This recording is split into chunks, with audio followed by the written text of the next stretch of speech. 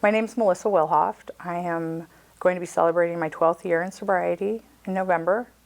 Grew up with my mom and dad married. They divorced at a very young age. I was 4. Didn't see my dad for a few years after that.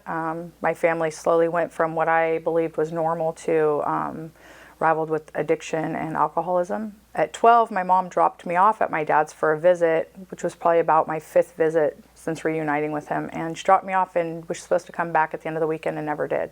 So I finished living with my dad and growing up. My dad drank heavily. I just followed suit with it. So I moved out of my dad's house when I was 14 or 15. I just slowly walked away from anything that was structured or secure in my life, and I started hanging around with people that were fictional forms of family for me.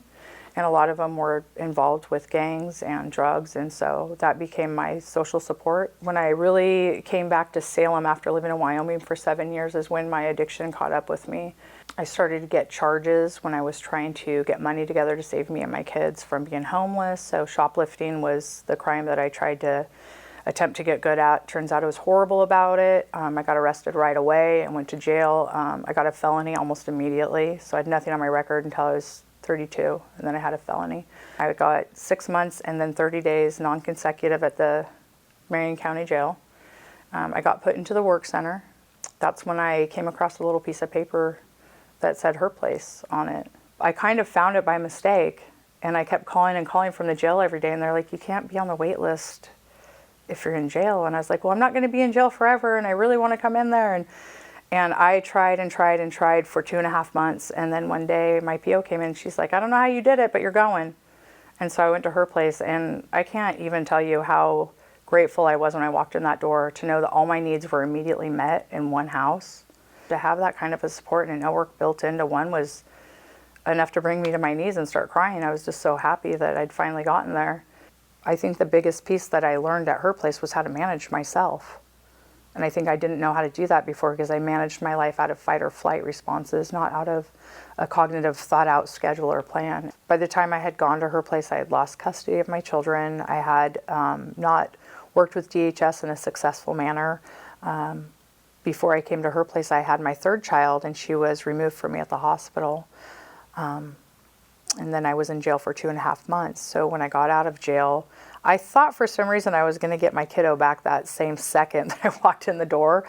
And I was okay with the fact that I had to work a little bit harder, but it took me until 5 months to get her back. And I think that struggle is what really has strengthened me to carry myself long-term in my recovery, because I never want to go back to that feeling, to those losses. Really, just having that motivation of knowing that I was helped has been my passion. So for the last 6 years, I've been working at her place as the counselor, and it has been a gift that it's really hard to put into words what that full circle has done for me. And it has given me a way to give back.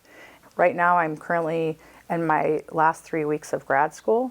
So I'm going to graduate with a master's in social work, and I'd really like to continue working with the community. I would say that I didn't do this on my own at all, and the biggest part of recovery is your support network. That's the foundation for everything. You'll build past that, and I really lucked out with the support network that I received, both natural and professional support at her place. I would say to anybody that puts any monetary or volunteer time into any of the programs that support our community, I would first say thank you. And if nobody's told you, you're making difference in the lives, in the communities, in the families. The children that are leaving her place are not going to have to endure the same struggles that their parents did.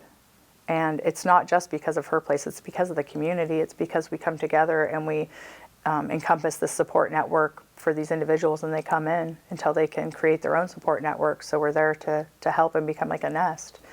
And one of the biggest things I love is that we're working as a community.